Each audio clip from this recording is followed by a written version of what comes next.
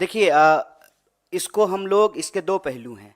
पहला, तो कोई अपना घर बार छोड़ करके कहीं और काम करने के लिए क्यों जाता है जब आपको अपने घर बार में रोजगार नहीं मिलता है। जैसे मैं बिहार से हूँ सर, हम लोगों को पढ़ने के लिए, इलाज कराने के लिए, हनीमून मनाने के लिए, काम करने के लिए, हर चीज़ के लिए बाहर जाना पड़ता है। क्यों? क्योंकि हमारे राज्य में अवसर नहीं है। ये सच बात है। वरना अपना घर बार छोड़ करके क्यों आएगा कोई? पंजाब का कोई व्यक्ति तो बिहार में जाकर के धान काट नहीं रहा है, बिहार का ही लोग जाकर के काट रहा है। तो पहला मसला ये है कि अपने देश में, इस देश के नौजवानों के लिए रोजगार नहीं है। ये सबसे प्रमुख बात है। दूसरा, फिर मरता क्या ना करता, जो काम मिल जाए सर। यही हमारी यूनिवर्सिटी के पीछे जो है बहुत सारी एम्बेसी है। लोग जो है रात को 2 बजे से लाइन लगाते हैं वीजा लगवाने के लिए। 2 बजे से 8.5 लाख लोगों ने जो है इंडियन पासपोर्ट छोड़ दिया है। कहते हैं कि जो है विश्व में डंका बज रहा है। 8.5 लाख लोगों ने जो है इंडियन पासपोर्ट छोड़ दिया है।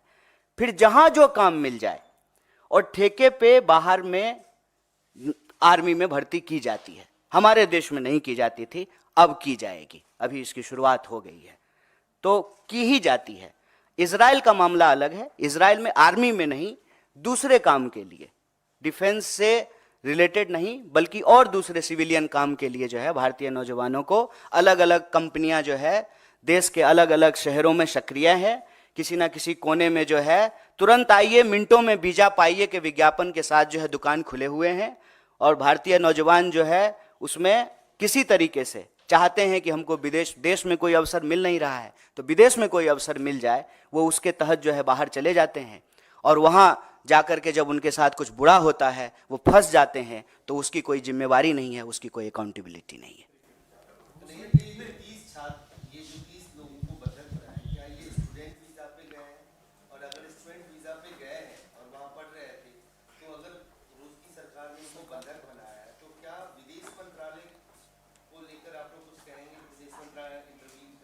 देखिए, अब इस बात का जवाब एक्चुअली हमारे सीनियर जयशंकर जी देते, विदेश मंत्री वो हैं, कि किस वीजा पे ये लोग गए हैं, सरकार का इस पे क्या स्टेटमेंट है। हम तो जो है इस देश का जिम्मेदार विपक्ष होने के नाते सरकार से यही सवाल कर रहे हैं कि भारत का कोई भी नागरिक दुनिया के किसी हिस्से में अगर मुश्किल में है, तो उसको उस मुश्किल से निकालना सरकार की जिम्मेवारी है। और हम आपको याद दिला दें, यही प्रचार भी तो किया गया था। मुझे याद है, आप लोगों को भी याद होगा, उत्तराखंड में त्रासदी हुई थी और जो है मोदी जी के लिए बड़ा बड़ा प्रचार हुआ था। हर अखबार के पृष्ठ पे छपा था कि खुद से हेलीकॉप्टर चला करके गए हैं। नहीं, खुद से नहीं गए थे, मतलब हेलीकॉप्टर लेके गए हैं और गुजरातियों को निकाल करके ला रहे हैं। दुनिया के किसी कोने में कोई गुजराती को कुछ हो जाए तो मोदी जी पर्सनली जो है उसकी मदद करते हैं। तो हम बस उनको याद दिला रहे हैं कि जो है आपका ये गुण कहाँ है, हम देखना चाहते हैं। हम चाहते हैं कि देश के बाहर जो भारतीय नौजवानों के साथ देश के अंदर जो परिस्थिति है, जिसके चलते उनको विदेश जाना पड़ रहा है, तो उनके साथ अगर कुछ बुरा हो रहा है तो सरकार इसकी जिम्मेवारी ले। ये तो सरकार बताए कि कैसे गए हैं, किस माध्यम से गए हैं, स्टूडेंट वीजा पे गए हैं कि वर्क वीजा पे गए हैं कि टूरिस्ट वीजा पे गए हैं, वीजा का कैटेगरी का है, H1N1 कौन सा वीजा लेकर के गए हैं, ये तो सरकार बताएगी। हम कैसे बता सकते हैं? हम तो विदेश मंत्री हैं नहीं। अब तक की सबसे उच्चतम स्तर पे है। सरकार की तरफ से कल आंकड़ा भी ये सामने आया कि जीडीपी ग्रोथ जो है वो 8.4% हो गई है। क्या कहेंगे आप? 750 लोग जो है वो धन्ना सेठ हो गए हैं, अरबों खरबों में उनकी कमाई हो गई है। और किसान ने आत्महत्या कर लिया है 12,500। इसको कैसे देखते हैं? जीडीपी ग्रोथ हो रहा है, अच्छी बात है, विकास दर बढ़ रहा है, बहुत अच्छी बात है। लेकिन अगर बेरोजगारी दर बढ़ रहा है तो चिंता की बात है, महंगाई बढ़ रही है तो चिंता की बात है, नौजवानों की आत्महत्या दर बढ़ रही है तो चिंता की बात है, महिलाओं के ऊपर होने वाले अपराध अगर बढ़ रहे हैं तो चिंता की बात है, मजदूरों को अगर मजदूरी नहीं मिल रही है, ये अपना ही पैसा, आपका अपना पैसा, आपकी कमाई का एक हिस्सा काट करके सरकार के खाते में आपने जमा किया है, और जब बेटी का शादी है, मकान बनाना है, बच्चा को पढ़ाना है, कहीं एडमिशन लेना है, तो पीएफ का पैसा निकालने के लिए जा रहे हैं तो पैसा नहीं निकल रहा है। तो हम कह रहे हैं कि जो अच्छी चीज़ है वो अच्छी चीज़ है। जीडीपी बढ़ गया, बहुत बढ़िया बात है। हम बार बार यही सवाल पूछते हैं ना कि 5 ट्रिलियन की इकोनॉमी हो गई, शानदार, सुंदर, लेकिन 5 ट्रिलियन की इकोनॉमी हो गई तो ये 80 करोड़ लोग कौन है जो 5 किलो अनाज लेने के लिए खड़े हैं? तो धन कहां जा रहा है, किसके पास जा रहा है? आंकड़ा उठा करके देखिए, जीडीपी तो बढ़ रहा है, लेकिन हमारा जनरेशन जो है इतिहास में सबसे गरीब जनरेशन है।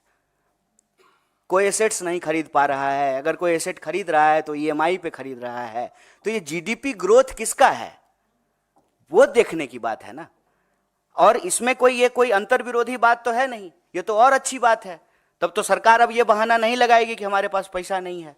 तब तो हम कह सकते हैं ना कि जीडीपी ग्रोथ अगर 7.5% हो गया है तो फिर वो जो मांग है इस देश के विद्यार्थियों का कि शिक्षा पर जो खर्चा हो बजट का 10वां हिस्सा हो, तो 10वां हिस्सा बजट का आप एजुकेशन पे खर्च करने लगी है। लेकिन आपको मालूम है कि इस बार के बजट में जो है एजुकेशन के ऊपर कटौती की गई है। तो पैसा अगर पैदा हो रहा है इकोनॉमी में तो जा किसके पास रहा है? ये बेरोजगारी क्यों बढ़ रही है, किसानों की आमदनी क्यों नहीं दुगनी हो रही है, एमएसपी क्यों नहीं मिल रहा है? और आप सब पत्रकार साथी एक बात याद दिला दूं, लाडली का कितना प्रचार किए थे लाडला ने, लाडली कहां है? लाडली में पैसा मिलना बंद हो गया है। एमएसपी पे जो वादे किए गए थे वो वादा तो छोड़ दीजिए। गुजरात के मुख्यमंत्री थे मोदी जी, तो प्रधानमंत्री मनमोहन सिंह जी को चिट्ठी लिख करके कहा था कि एमएसपी दुगनी कर दीजिए। अब तो मनमोहन सिंह जी प्रधानमंत्री हैं नहीं, गुजरात के मुख्यमंत्री देश के प्रधानमंत्री बन गए हैं, तो एमएसपी क्यों नहीं लागू कर दे रहे हैं, उसको कानूनी दर्जा क्यों नहीं दे रहे हैं? इसीलिए जो है किसान आंदोलन कर रहे हैं।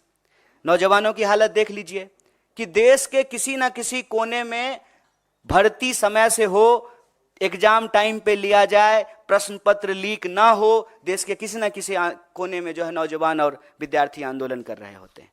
जीडीपी बढ़ा है बहुत बढ़िया, लेकिन बेरोजगारी नहीं बढ़नी चाहिए।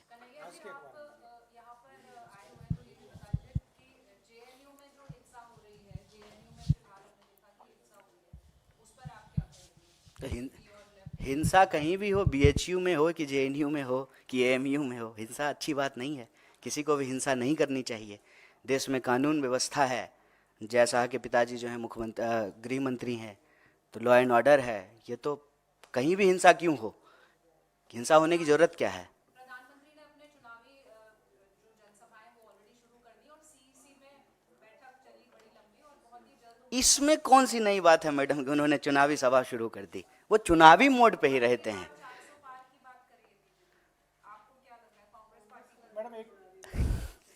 एक बात बताइए, अब की बार 400 पार अगर हो जाता तो एन केन प्रकारेण किसी को भी, आपको मालूम है बीजेपी ने आज किसको उड़ीसा में ज्वाइन कराया है? एक बीजेडी का एमएलए जो भाजपा कार्यकर्ताओं के ऊपर गाड़ी चढ़ा दिया। एक तो मुझे नहीं मालूम कि आजकल के नेताओं को गाड़ी चढ़ाने का क्या शौक है। वो टेनी जी का बेटा किसानों पे गाड़ी चढ़ा दिया था। तो ये बीजेडी का जो नेता है वो बीजेपी के कार्यकर्ताओं पे, और जो है प्रधानमंत्री जी चुनावी सभाओं में जाकर के कहते हैं कि भाजपा कार्यकर्ताओं की पार्टी है। उनके कार्यकर्ता के ऊपर जो गाड़ी चढ़ा दिया उसको ज्वाइन करा लिया है। क्यों? 400 पार को लेकर के इतना कॉन्फिडेंट होते तो किसी भी स्तर पे जाकर के समझौता करते। अभी आपने देखा कि बिहार में जो है नीतीश कुमार को लेकर के क्या क्या बोलते थे, और अभी जो है सब एकदम सब बढ़िया, एकदम स्वीट स्वीट सा हो गया है। तो मुझे नहीं लगता है, ये दावे हैं, सुनते हैं हम भी, आप भी सुनिए।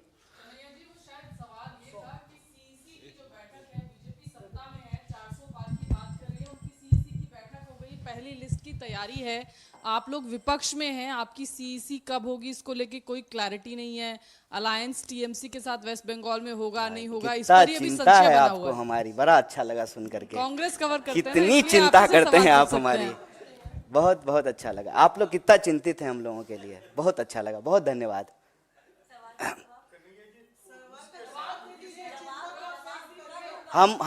हम ये प्रेस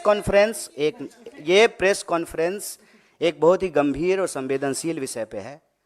चुनाव सीट नंबर के लिए प्रेस कॉन्फ्रेंस नहीं रखा गया है। नंबर मैंने आपको बताया, 20 भारतीय लोग रूस में फंसे हुए हैं, बंधक बनाए हुए हैं। अभी 400 छोड़ करके 20 नंबर याद रखिए। इसलिए नहीं जवाब दे रहा हूं, ऐसा नहीं है कि हमको जवाब नहीं देने आता है, जवाब दे सकते हैं, ये विषय कुछ और है। ठीक है कन्हैया जी, कन्हैया जी ये बताइए कि आपने कहा कि अमेरिका में भारतीय छात्रों का मर्डर भी हुआ है, संदिग्ध परिस्थितियों में मौत भी हुई है। ये जितने भी हाल के महीनों में मर्डर या संदिग्ध परिस्थितियों में मौत हुआ है, इसके पीछे विपक्ष के नाते आप कोई साजिश देख रहे हैं, फाउल प्ले देख रहे हैं? दूसरा सवाल है कि मोदी आपके क्षेत्र में जा रहे हैं कल, आप पिछले बार वहां से लोकसभा का चुनाव लड़े थे, इस बार कांग्रेस की टिकट पे बेगूसराय से लड़ेंगे आप? ये विषय अभी आज का नहीं है प्रेस वार्ता का। पहला सवाल जो आपने पूछा है कि भारतीय नौजवानों और विद्यार्थियों के साथ आए दिन कोई ना कोई घटनाएं होती रहती है। मैं ये नहीं कह रहा हूँ कि साजिश है, लेकिन एक चिंताजनक और गंभीर परिस्थिति जो ज़रूर है। मान लीजिए कि मैं बार बार कहता हूँ कि देश के भीतर की समस्या को बाहर जो घटनाएं घट रही है उसके कॉन्टेक्स्ट में देखने पे चीज़ें आसानी से समझ में आती है। मैं बार बार कहता हूँ, मैं बिहार से हूँ और जो है जब हम लोग महाराष्ट्र जाते थे तो हमारे साथ भी जो है कई बार ऐसी घटनाएं घटी, गुजरात में कई बार जो है ऐसी घटनाएं घटी। ऐसी घटनाएं क्यों घटती हैं? ऐसी घटनाएं तब घटती हैं जब बिहार में रोजगार नहीं है और हमको मजबूरी में बाहर जाना पड़ता है। वैसे ही भारत में अगर रोजगार की स्थिति होती तो भारतीय नौजवानों को बाहर नहीं जाना पड़ता। पहली बात तो ये।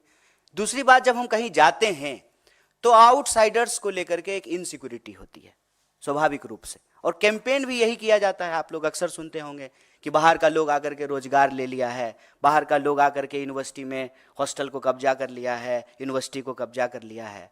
तो इस तरह से जो है आइडेंटिटी के आधार पे पोलराइजेशन होता है, ध्रुवीकरण होता है और नफरत फैलाई जाती है और नफरत का शिकार जो है वो लोग होते हैं। मैं ये नहीं कह रहा हूँ कि भारत की सरकार की साजिश है, लेकिन ये परिस्थिति है। इस परिस्थिति में भारत की सरकार को एक्ट करना चाहिए, हम ये मांग कर रहे हैं।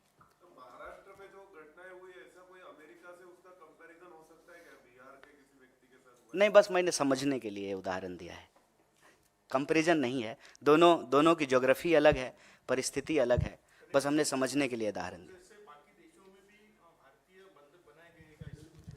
फिलहाल तो नहीं, फिलहाल तो हम रूस की ही बात कर रहे हैं।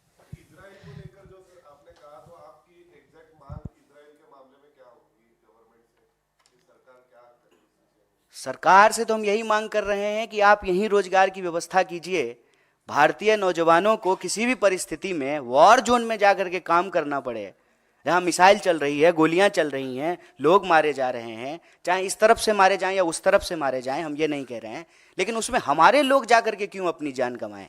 उनको यहीं रोजगार दिलाइए। और बस उनको हम वादा याद दिला रहे हैं कि आपने तो कहा था कि 2 करोड़ नौकरी देंगे हर साल, तो 10 साल अब पूरा होने को हैं। इस हिसाब से जो है आप 20 करोड़ नौकरी पैदा करते, 20 करोड़ आप नौकरी पैदा कर देते तो क्यों बाहर जाता कोई? किसी को अच्छा लगता है कि गोलियां चल रही हो और वहां पे जो है हम गार्डन साफ कर रहे हैं या सड़क साफ कर रहे हैं? ये अच्छा तो लगता नहीं है। तो हम सरकार से ये मांग कर रहे हैं कि देश के नौजवानों के भविष्य के साथ खेलना बंद कीजिए और युवाओं के लिए जो ये मृत काल चल रहा है उस मृत काल को बंद करके ही सही मायनों में अमृत काल शुरू किया जा सकता है।